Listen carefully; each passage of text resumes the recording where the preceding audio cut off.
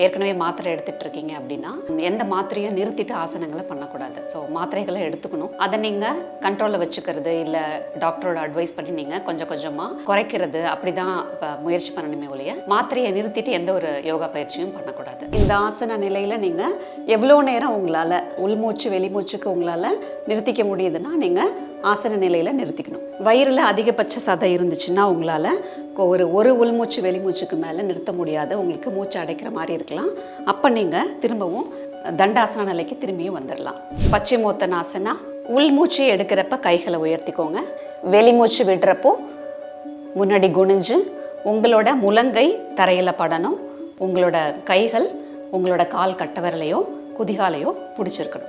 ஒரு ஆசனங்களுக்கும் எவ்வளவு பலன்கள் இருக்குது அப்படிங்கிறத நம்ம குறிப்பிடும்போது ஒரு 4 பலன்கள் 5 பலன்கள் 6 பலன்கள் அந்த மாதிரி சொல்லிகிட்டே போகலாம் இல்லையா? ஸோ இந்த பூனமனாசனாக்கு மட்டும் நீங்கள் பலன்கள் எழுதும்போது அந்த பக்கம் பத்தாமையே போகும். அந்த அளவுக்கு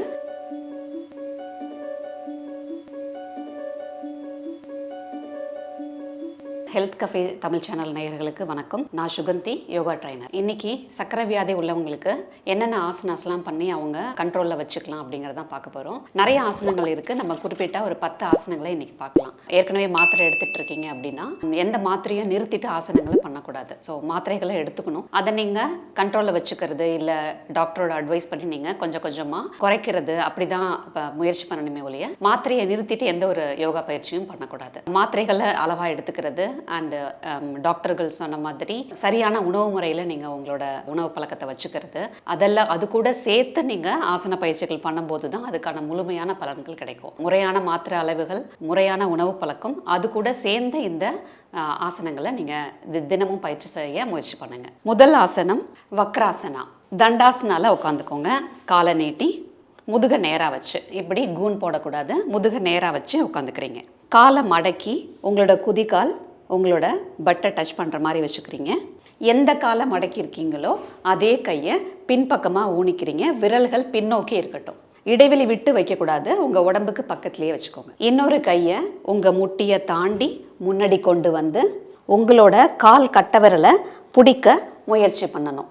உங்களால் முடியலை அப்படின்னா உங்களோட முழங்கையை முட்டி மேலே வச்சுட்டு சின்முத்ராவை வெளிப்பக்கமாக பார்த்த மாதிரி வச்சுட்டு கடைசியாக உங்களோட கழுத்தை பின்பக்கமாக முழுமையாக நீங்கள் திருப்பணும். இந்த ஆசன நிலையில் நீங்கள் எவ்வளோ நேரம் உங்களால் உள்மூச்சு வெளிமூச்சுக்கு உங்களால் நிறுத்திக்க முடியுதுன்னா நீங்கள் ஆசன நிலையில் நிறுத்திக்கணும். வயிறில் அதிகபட்ச சதை இருந்துச்சுன்னா உங்களால் ஒரு உள்மூச்சு வெளிமூச்சுக்கு மேலே நிறுத்த முடியாது. உங்களுக்கு மூச்சு அடைக்கிற மாதிரி இருக்கலாம். அப்போ நீங்கள் திரும்பவும் தண்டாசன நிலைக்கு திரும்பியும் வந்துடலாம்.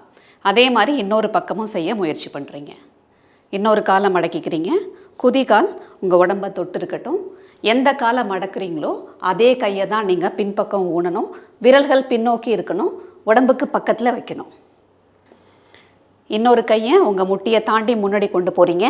உங்கள் கால் கட்ட விரலை இறுக்கமாக பிடிக்க முயற்சி பண்ணுறீங்க. உங்களால் பிடிக்க முடியலை அப்படின்னா உங்களோட முழங்கையை முட்டி மேலே வைக்கிறீங்க. சின்முத்ராவை வெளிப்பக்கம் பார்த்த மாதிரி வைக்கிறீங்க. கடைசியாக உங்கள் கழுத்தை திருப்பி பின்னோக்கி பார்க்குறீங்க. குறைஞ்சபட்சம் 5 உள்மூச்சு வெளிமூச்சுக்கு நீங்கள் இந்த ஆசன நிலையில் நிறுத்திக்கிறதுக்கு முயற்சி பண்ணுங்கள். இரண்டாவது ஆசனா உஸ்திராசனா. வஜ்ராசனா நிலையில் உட்காந்துக்கிறீங்க. உள்ளங்கைகளை பின்னாடி வச்சுக்கிறீங்க. விரல் நுனிகளை மட்டும் வச்சா போதும். இடுப்பை முன்னோக்கி தள்ளுறீங்க. தலையை பின்னோக்கி நகர்த்திக்கிறீங்க. சாதாரணமான உள்மூச்சு வெளிமூச்சோட நீங்கள் இதே நிலையில் இருக்க முயற்சி பண்ணுங்கள். குறைஞ்சது 5 உள்மூச்சு வெளிமூச்சுக்கு நீங்கள் உஸ்திராசனால இருக்க முயற்சி பண்ணலாம். அதை 3 தடவை 5 தடவை கூட நீங்கள் திருப்பி செய்யலாம். மூன்றாவது ஆசனா பச்சிமோத்தனாசனா. திரும்பவும் முதுக நேராக வச்சு எல் வடிவத்தில் உட்காந்துக்கிறீங்க. கால் 2ம் சேர்ந்துருக்கட்டும். இடைவெளி தேவையில்லை. பச்சிமோத்தனாசனா. உள்மூச்சு எடுக்கிறப்ப கைகளை உயர்த்திக்கோங்க. வெளிமூச்சு விடுறப்போ முன்னாடி குனிஞ்சு உங்களோட முழங்கை தரையில் படணும். உங்களோட கைகள் உங்களோட கால் கட்டவரலையோ குதிகாலையோ பிடிச்சிருக்கணும். உள்மூச்சு வெளிமூச்சு.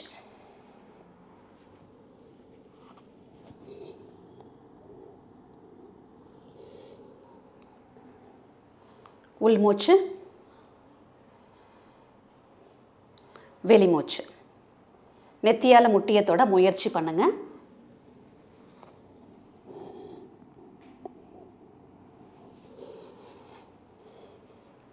உள்மூச்சு, வெளிமூச்சு. உங்களால் முழங்கையை தரையில் வைக்கிற அளவுக்கு முதுகை வளைக்க முடியலை, நெத்தியால் முட்டியை தொட முடியலன்னா பரவாயில்ல. கால் கட்டை விரலையாவது இறுக்கமாக பிடிச்சிட்டு குனியை ட்ரை பண்ணுங்கள். உங்களால் முழங்கையை தரையில் வைக்க முடியலை, நெத்தியை முட்டியில் தொட முடியலன்னா பரவாயில்ல. கால் கட்டை விரலை இறுக்கமாக பிடிச்சிட்டு தலையை எந்த அளவுக்கு முன்னாடி சாய்க்க முடியுமோ சாய்ச்சிக்கோங்க. 4வது ஆசனம் புனமனாசனா.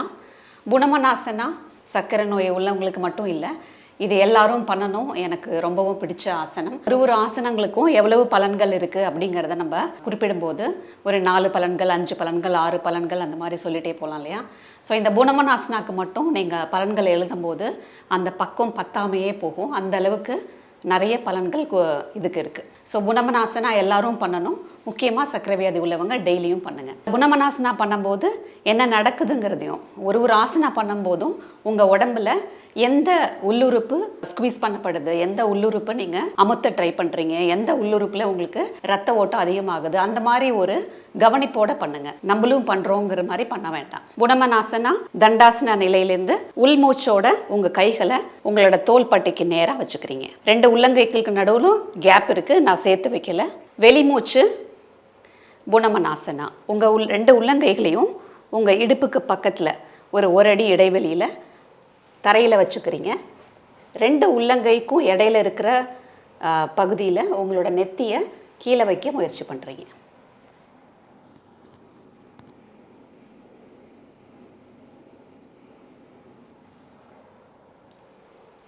உள்மூச்சு, வெளிமூச்சு புனமனாசனா இன்னொரு பக்கத்தில்.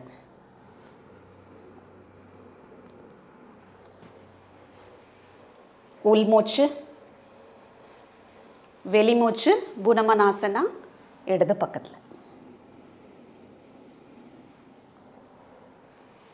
2 பக்கமும் வலது பக்கத்தில் 5 தடவை புனமனாசனா, இடது பக்கத்தில் 5 தடவை புனமனாசனா பண்ணுங்கள். 5வது தடவை பண்ணும்போது மட்டும் புனமனாசனா நிலைக்கு வர்றப்போ நெத்தியால் தரையை தொட்டதுக்கு அப்புறமா அந்த நிலையிலேயே 5 உள்மூச்சு வெளிமூச்சுக்கு வெயிட் பண்ணுங்கள். புனமனாசனா,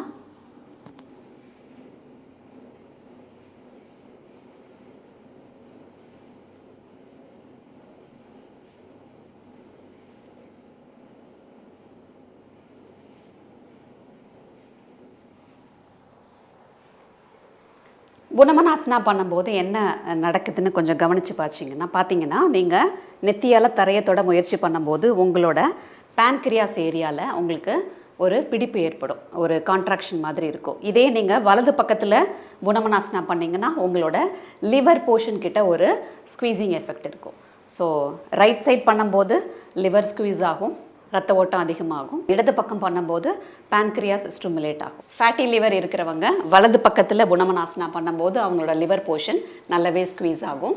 சர்க்கரை வியாதி உள்ளவங்க இடது பக்கத்தில் புனமனாசனா பண்ணும்போது அவங்களோட பேன்கிரியாஸ் நல்லாவே ஸ்குவீஸ் ஆகும்.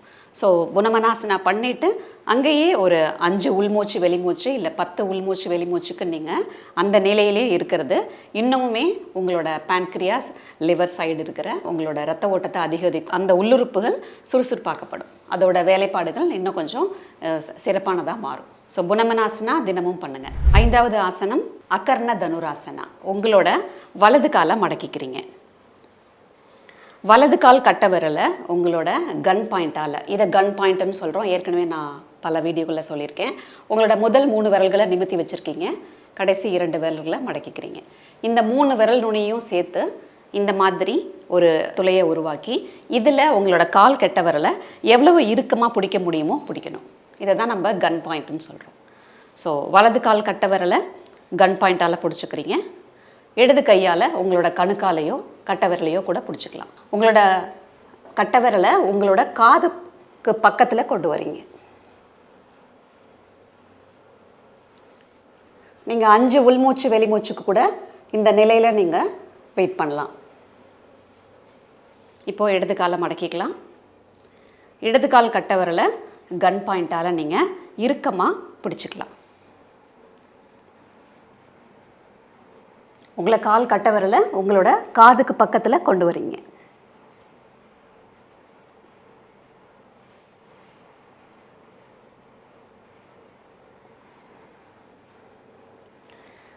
5 உள்மூச்சு வெளிமூச்சுக்கு நீங்கள் இந்த நிலையில் வெயிட் பண்ணலாம். நீங்கள் போஸை தான் ஹோல்ட் பண்ணணும், மூச்சை ஹோல்ட் பண்ணக்கூடாது.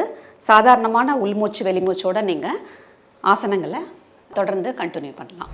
6வது ஆசனம் நாக்காசனா, போட் போஸ். உங்களோட கால்களை மேலே உயர்த்தி முட்டி மடங்காத அளவுக்கு நிமித்தி வச்சுக்கிறீங்க. அதுக்கப்புறம் உங்களோட கைகளை உடம்புக்கு பக்கத்தில் வச்சுக்கிறீங்க. உங்கள் கைகள் உடம்பை தொடரணும்னு அவசியம் இல்லை, பக்கத்தில் தான் வச்சுருக்கீங்க. உங்களோட முட்டியை நேராக வைக்க உங்களால் முடியலை, கால் நிற்க மாட்டேங்குது அப்படின்னா நீங்கள் டேபிள் வடிவத்தில் கூட வச்சுக்கலாம். கொஞ்ச நாள் இதை பயிற்சி பண்ணிவிட்டு அதுக்கப்புறமா நீங்கள் காலை மொத்தமாக உயர்த்த முயற்சி பண்ணலாம். நாக்காசனா.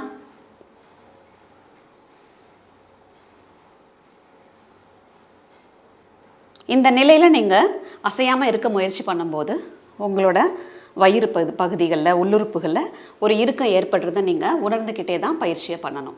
ஆசனாவை அசைக்காமல் வச்சுருக்கணுமே ஒழிய உங்களோட மூச்சை நீங்கள் நிறுத்திக்கக்கூடாது.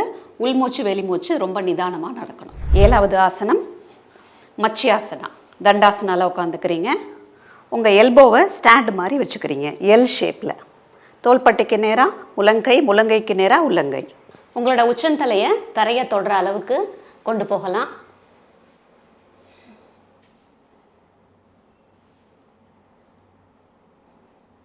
தொட முடியாட்டியும் பரவாயில்ல, உங்களோட நெஞ்சு பகுதி விரிஞ்சிருக்கணும். சாதாரணமான உள்மூச்சு வெளிமூச்சு எடுத்துக்கிட்டே இருங்க. அப்படியே எழுந்திரிக்க முயற்சி பண்ணாதீங்க. உங்களோட முழங்கையை நகர்த்திட்டு அப்படியே நீங்கள் படுத்துக்கலாம். 8வது ஆசனம் பவன முக்தாசனா. உங்களோட கால்களை மடக்கி உங்களோட 2 தொடைப்பகுதிகளும் உங்களோட மார்பகத்தை தொடுற அளவுக்கு நீங்கள் இறுக்கமாக கால்களை கட்டி பிடிச்சி உங்களோட விரல்களை நீங்கள் இன்டர்லாக்கும் பண்ணலாம். இல்லை முட்டிக்கு கீழே உங்களோட ஷின்போனை நீங்கள் இறுக்கமாக பிடிச்சிக்கவும் செய்யலாம். கால் விரல்களை வெளிநோக்கி ஸ்ட்ரெச் பண்ணிக்கிறீங்க. எழுந்திரிச்சு உங்கள் நெத்தியால் முட்டியை தொட முயற்சி பண்ணுறீங்க.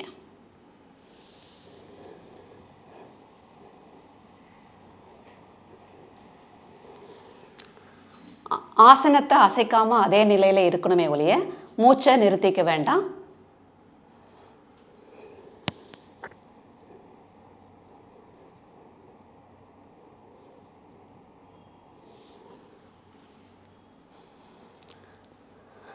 அதே நிலையில் தொடர்ந்து இருக்கிறது உங்களுக்கு கடினமாக இருந்ததுன்னா உள்மூச்சுக்கு காலை வெளியில் வச்சுருங்க. வெளிமூச்சுக்கு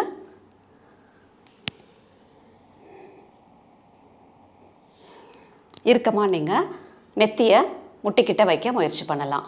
வெளிமூச்சு உள்மூச்சு எடுத்ததுக்கு அப்புறமா திரும்பவும் வெளிமூச்சுக்கு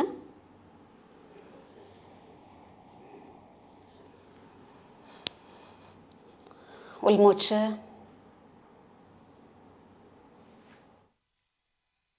வெளிமூச்சு. 9வது ஆசனம் புஜங்காசனா. குப்புறப்படுத்துக்கிறீங்க. உங்களோட உள்ளங்கைகளை மார்பகத்துக்கு பக்கத்தில் வச்சுக்கிறீங்க. உங்கள் தொப்புள் வரைக்குமான பகுதி தரையில் இருக்கட்டும். தொப்புளுக்கு மேல் பக்கம் இருக்கிற பகுதியை நீங்கள் வளைக்க முயற்சி பண்ணுறீங்க. அவ்வளோதான். கோப்ராலாம் பண்ண வேண்டாம். புஜங்காசன அளவுக்கு பண்ணால் போதும். வளைஞ்ச முழங்கைகளை உங்கள் உடம்போட தொட்டு வச்சுக்கிறீங்க. கண்ணுக்கு நேராக பார்த்தா போதும். கழுத்தை நிமிர்த்த முயற்சி பண்ண வேண்டாம்.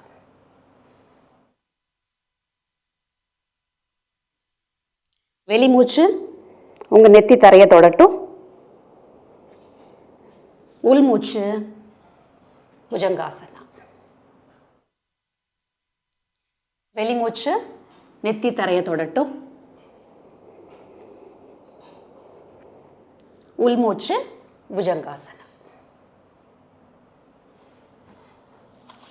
இதை தொடர்ந்து நீங்கள் 5 முறையோ 10 முறையோ முயற்சி பண்ணலாம். 10வது ஆசனா யோக முத்ராசனா. உங்களோட ஒரு காலை அர்த்த பத்மாசனால வச்சுக்கோங்க. கடினமாக இருந்ததுன்னா நீங்கள் நார்மலாக சமணக்கால் போட்டும் உட்காந்துக்கலாம். உங்களோட வலது கையில் ஆதி முத்ரா வச்சுக்கிறீங்க. வலது கை கட்டை விரல் சுண்டு விரலோட அடிப்பகுதியை அழுத்தமாக ப்ரெஸ் பண்ணியிருக்கட்டும். மற்ற 4 விரல்களை மடக்கிக்கிறீங்க. ஆதி முத்ரா. ஆதி முத்ராவை பின்பக்கமாக வச்சுக்கிறீங்க. ஆதி முத்ரா இருக்கிற கையோட மணிக்கட்டை நீங்கள் இன்னொரு கையால் அழுத்தமாக பிடிச்சிக்கிறீங்க பின்பக்கத்தில். ஸோ கைகளை பின்னாடி கட்டும்போது பொதுவாக உங்களோட தோள்பட்டை விரியும் இல்லையா? இப்போ நீங்கள் உள்மூச்சு தான் எடுக்கணும். வெளிமூச்சு விடுறப்போ முன்பக்கமாக குனிஞ்சு உங்களோட நெத்தியை தரையில் வைக்க முயற்சி பண்ணுறீங்க.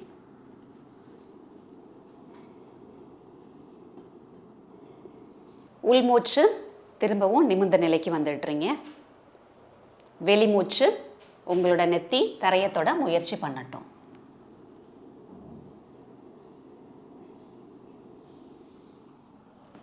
யோக முத்ராசனா. வலது கையில் ஆதி முத்ரா வச்சுருக்கோம். அந்த மணிக்கட்டை இன்னொரு கையால் இறுக்கமாக பிடிச்சிருக்கோம். பின்பக்கத்தில் தோள்பட்டைகளை விரிச்சிருக்கோம். உள்மூச்சு. வெளிமூச்சுக்கு நீங்கள் நெத்தியால் தரையை தொட முயற்சி பண்ணுறீங்க.